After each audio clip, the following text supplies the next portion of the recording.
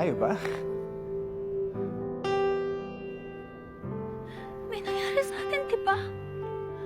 May nangyayari sa lahat ng tao.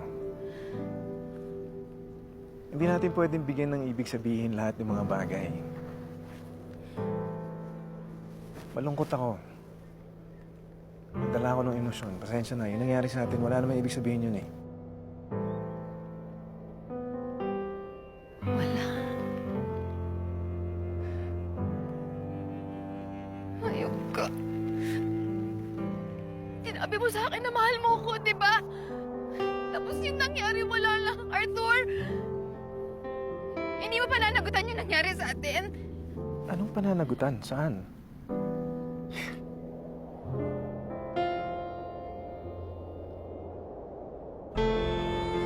Virgin ka ba? Parang naman tayo nag-enjoy ah. Bastos ka.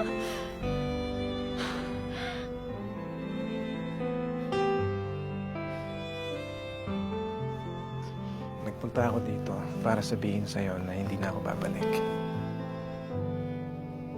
Huwag mo akong hanapin. Huwag mo akong mahalin. Okay? Huwag ka umasa. Tapos na tayo.